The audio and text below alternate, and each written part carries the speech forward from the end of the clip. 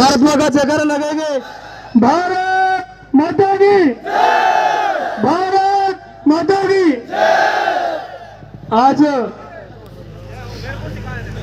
जोधपुर विश्वविद्यालय के जितने भी मेरे सभी छात्र शक्ति है उनका मैं सबसे पहले बहुत बहुत धन्यवाद देना चाहता हूं, क्योंकि जो मैंने पिछले 5 सालों से मेहनत की है उनका रिजल्ट मुझे आज मिल चुका है।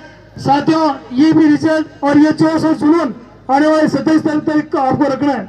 इस प्रधान कार्यालय में मंच पर विराजमान जोधपुर के विकास पुरुष राजेंद्र जी सोलंकी साहब, शहर विधायिका बड़ी बहन मनीषा जी कुमार, संगीता जी बेनीवाल और तमाम मंच पर विराजमान मेरे सीनियर साथीगण और मासा मेरे मार्गदर्शक है एनएसयू के छात्र नेता और इस विश्वविद्यालय के पदाधिकारीगण और मेरे तमाम सामने बैठे मेरे इस विश्वविद्यालय की युवा शक्ति, इस देश की राष्ट्र शक्ति। साथियों, आने वाली 26 तारीख को विश्वविद्यालय के अंदर छात्र सब चुना है। मेरे से पूर्व वक्ता सभी भाइयों ने मेरी जो मेहनत थी, जो मैंने मेरे विश्वविद्यालय के अंदर भाई और बहनों की मैंने मदद की, तो उनकी सारी कथाएं आपको सुनाई थी। साथियों, 2015 के अंदर मैं इस विश्वविद्यालय के अंदर फर्स्ट ईयर बीएससी में आया था। तब कहीं ना कहीं मुझे ऐसा लगा कि जो मेरे ग्रामीण परिवेश से भाई और बहन आते हैं उनकी मैं हमेशा मदद करता रहूं। 3 साल मैंने विश्वविद्यालय के अंदर बीएससी ग्रेजुएशन करने के बाद एमएससी पोस्ट ग्रेजुएशन की 5 साल विश्वविद्यालय के अंदर मैंने गुजारे। तब कहीं ना कहीं मैं पीछे मुड़कर देखा तो कहीं ना कहीं मुझे लगा कि मेरे पीछे विश्वविद्यालय का बहुत बड़ा कार्य मेरे पीछे चल रहा है। और हरेंद्र, तुम रुकना मत, कभी हम तुम्हारे साथ हैं, तुम चलते रहो।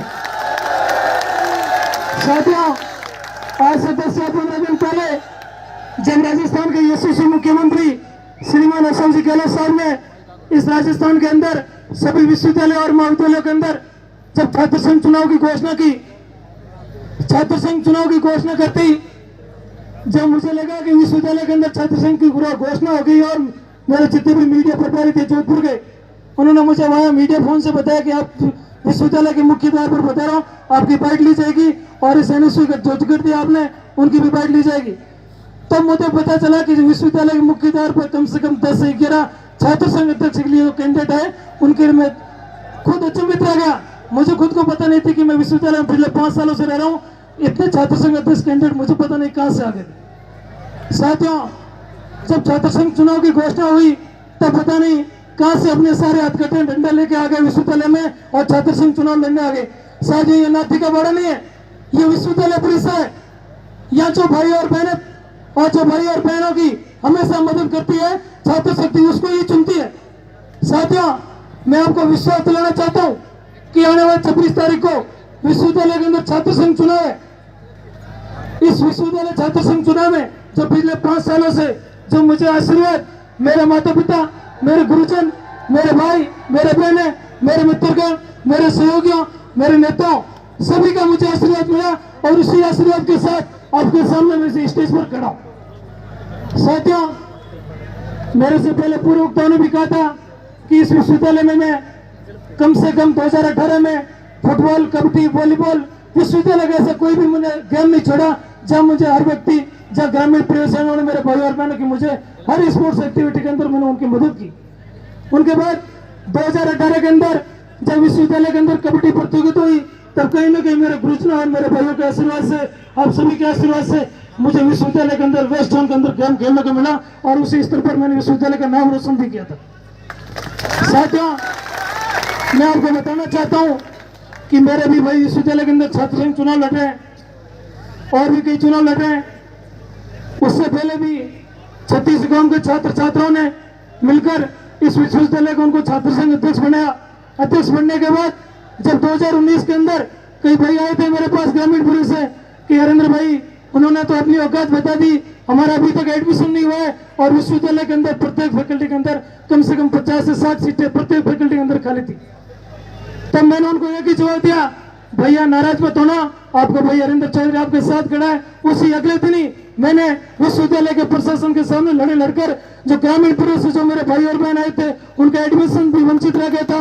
500 विद्यार्थियों का एडमिशन 2019 के अंदर उन्हीं के छात्र संघ कार्यालय में मैंने करवाया था। साथियों, रही बात दूसरी, मेरे भाई भी विश्वविद्यालय के अंदर छात्र संघ चुनाव लड़ रहे हैं, कई भी समर्थक उनके साथ होंगे, पर मैंने कभी किसी मेरे भाई जो भी भाई विश्वविद्यालय के छात्र संघ अध्यक्ष का चुनाव लड़ रहे हैं, कभी किसी के बारे में गलत नहीं बोला था, कभी किसी के बारे में टिप्पणी नहीं की थी। शर्म आनी चाहिए उनको। विश्वविद्यालय के छात्र संघ अध्यक्ष है, वो पूर्व छात्र संघ अध्यक्ष है, 36 गांव के छात्र छात्राओं ने उनको मिलकर इस विश्वविद्यालय की कमान दी। जो मेरे भाइयों और जो मेरे बहनों पर गलत टिप्पणी कर रहे हैं, उनके ये नहीं, उनके वो नहीं। कल कोई मेरा भाई दिव्यांग विश्वविद्यालय का कोई कक्षा प्रतिनिधि का चुनाव लड़ेगा, तुम तो ये कह दो कि तुम्हारी टांग नहीं है, तुम्हारी आंख नहीं है, मान लो कि तुम इसे घिनौनी हरकत को आज 26 तारीख को सभी छात्र नेता है, जितनी भी विश्वविद्यालय की छात्र शक्ति है, मिलकर उनको जवाब देना है। रही बात, अगर विश्वविद्यालय में अगर छात्रों का संघर्ष भी करता है तो रात को हेड ऑफिस में संघर्ष नहीं होता है, विश्व संघर्ष होता है तो दिन के अंदर मेरे भाई और बहनों के बीच में, कक्षाओं और फैकल्टी के बीच होता है। साथियों, मैं आपको बताना चाहता हूँ, जो आज से 4 घंटे पहले जब विश्वविद्यालय के गुरुजनों के सामने उन्होंने अभद्र व्यवहार किया है, अपनी मैडमों के सामने उन्होंने अभद्र व्यवहार किया है, मैं उनको बताना चाहता हूँ कि विश्वविद्यालय की जितनी भी फैकल्टी की जो बेटियां हैं, ले जाओ तुम्हारे घर और करो तो वोटिंग।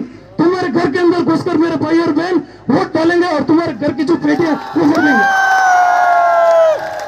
साथियों, मैं धन्यवाद देना चाहता हूँ मेरे संपूर्ण छात्र शक्ति को, जिन्होंने मुझे आज इस काबिल समझकर इस स्टेज पर खड़ा किया।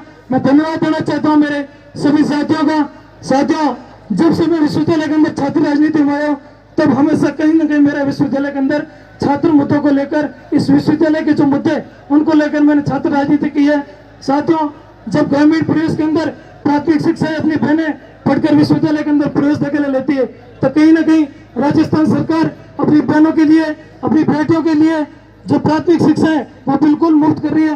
क्यों ना इस विश्वविद्यालय के अंदर भी जो अपनी बहनें ग्रामीण प्रवेश करके जो 12th पास करके विश्वविद्यालय में दाखिला लेती है, क्यों ना उनकी भी जो पढ़ाई है, उनकी एग्जाम फीस है, उनकी एडमिशन की फीस है, उनकी जो खेलकूद की जो फीस है, वो संपूर्ण निःशुल्क होनी चाहिए। होनी चाहिए, नहीं होनी चाहिए?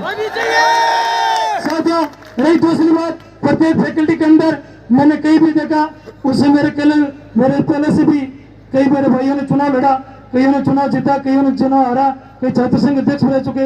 हालांकि उन्होंने अपनी मेहनत की, उन्होंने अपना मकाम पाया, उन्होंने हमेशा अपने छात्रों की मदद की।